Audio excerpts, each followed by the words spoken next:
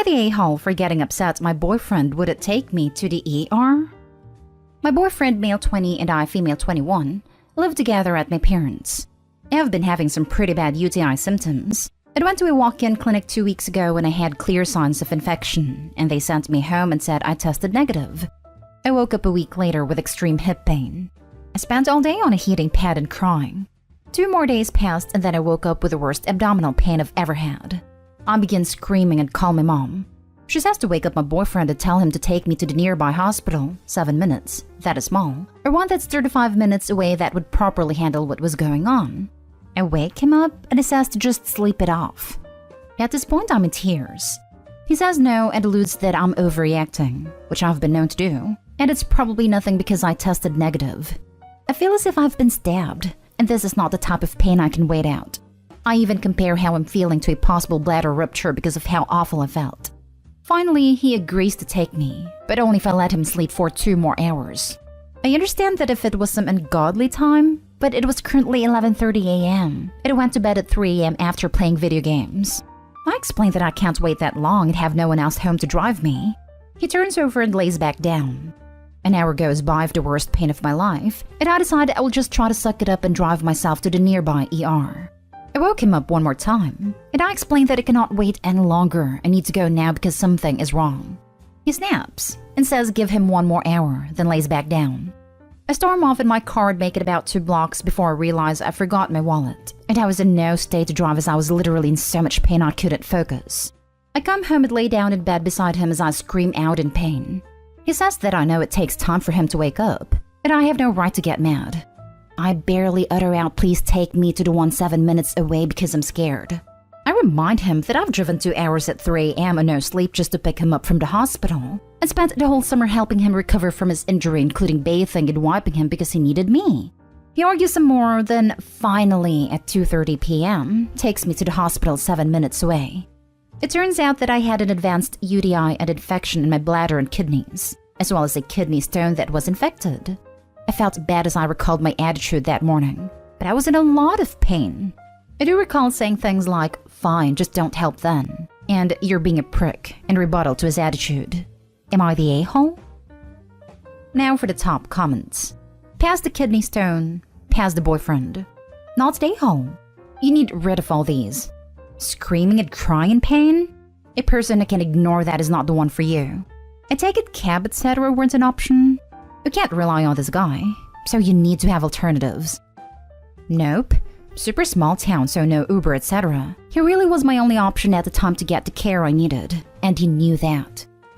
Babe, dump him to the curb, and I don't say that often. He is not a keeper. You will have to drive to give birth alone, raise kids alone. My hubby had those kinds of pains and it was his appendix. If I had waited, it would have ruptured. Just run for your life. Quite literally. Because if they had kid, OP must also raise the adult child too. Also, someone who's refusing to help you to go to ER is something you must stay away from. You were in pain and asked to go to the hospital. Why your partner didn't hop up like there was a fire under him is concerning. Sounds like you need a new boyfriend. One that actually cares about your well-being. Yep, this. First, not the hole. Then, red flags. This boy has shown you who he is, and how he doesn't value you or your health. Kick that dude to the curb. You not only can do better, you must do better. First of all, I hope this is a troll, because can such a bad boyfriend exist? Dump the whole man. At least that's what I would do. What kind of person could ignore their partner who is in this much pain? Also, you said you are known to overreact. Is this something you've actually noticed about yourself? Have people in your life told you that you tend to do that? Or was it just your boyfriend? Mostly boyfriend. After posting this, it's kinda starting to make sense why he keeps cheating and I can't get him to stop. Because it's starting to become clear he doesn't care. He's cheating too? If you stay in this relationship, you're the a-hole to yourself. Next story is titled, Am I the a-hole for exposing and embarrassing my brother's girlfriend? So I'll keep this as brief as I can. My brother started dating this lady, Jessica, in January. The 3 of us live in the same city, about 3 hours from me and my brother's parents/extended family.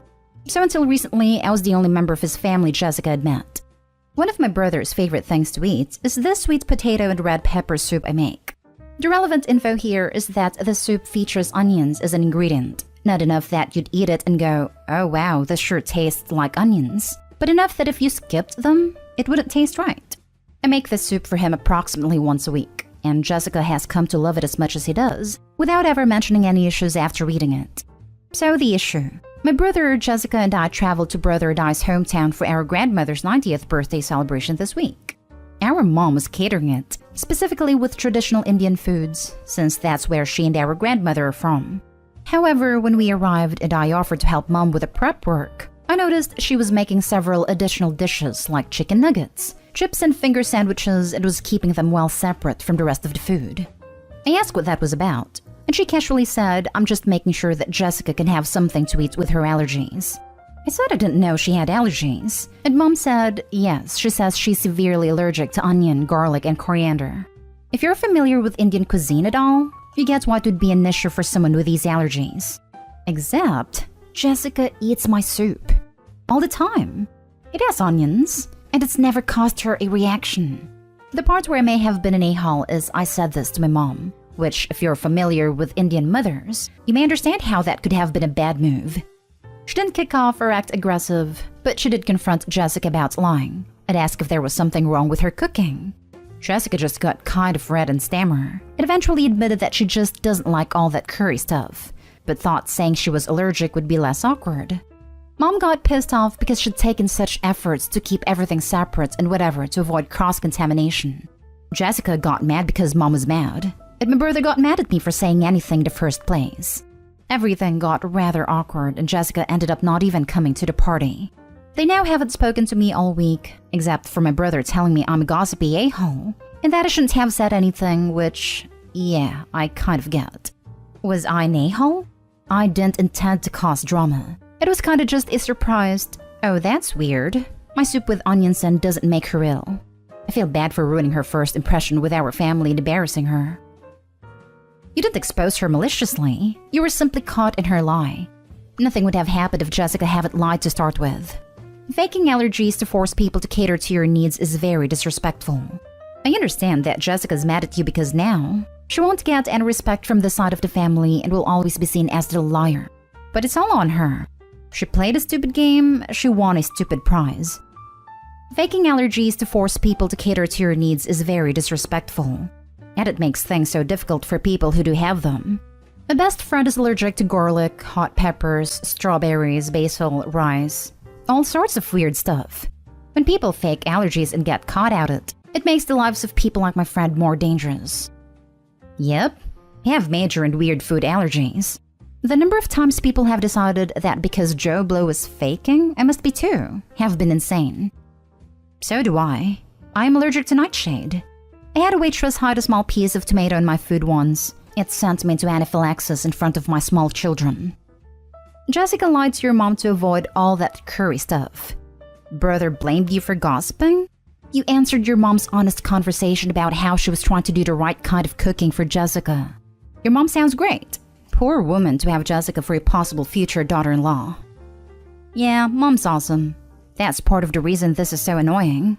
If Jessica just said, hey, I don't care for Indian food, Mom would still have made her something else. She just wouldn't have had to go to the effort of preparing separate sanitized work surfaces and what have you. She could have just wiped things down as normal between prep. I'm glad you recognize how awesome your mom is. I would give my non-existent left nut for an in-law who would go that far to accommodate our food allergies. Next story. Why 53 female is not okay with me 55 male paying for part of my ex-wife's 55 female daughter's 27 female wedding. My ex-wife and I were high school sweethearts and married as soon as we graduated. We stayed together for 5 years and had a daughter. We'll call her Kara. The relationship wasn't working, so we split, and my ex came out as a lesbian. My ex later had another daughter, Hannah, via donor, and I ended up becoming a father to Hannah. My ex didn't ask me to. We were on very friendly terms and already co-parenting Kara, so it came naturally. I met my now wife 3 years later, and she was very understanding of the situation and took the role of stepmother to both kids. We also have a son. Hannah's getting married next year, and my ex and her partner and I will all be paying for the wedding. We talked about this before including my wife, and everyone was fine with it. But now my wife tells me she doesn't like the idea of me paying for the wedding of a child who isn't really mine. She thinks that the money should go towards our son's education instead. I already saved some money for our son that should cover him for a couple of semesters. He can always work part-time or apply for financial aid as well. Still, my wife is upset and thinks I've taken care of her enough, and it's time to basically exit her life. I'm shocked because she seemed to absolutely adore Hannah, but I guess she never really considered her family. She made it known that she wouldn't care if it was Kara because she's my actual blood daughter.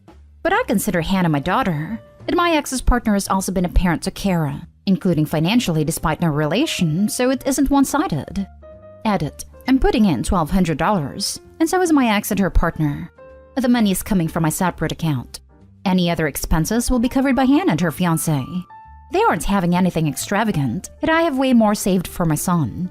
If him or Kara gets married, I will put in for them too. Now for the comments. All of this over $1,200? I thought it was like $25,000 since she wanted you to use it for your son's education. Just give the money and move on. Using it for their son's education was really just a lame excuse.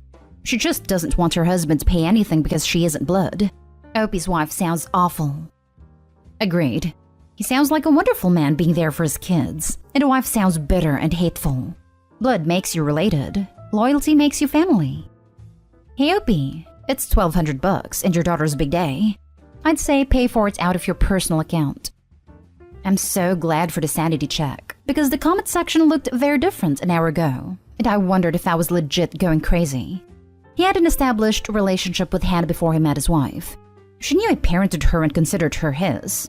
She agreed to marry him knowing this. She co-parented Hannah.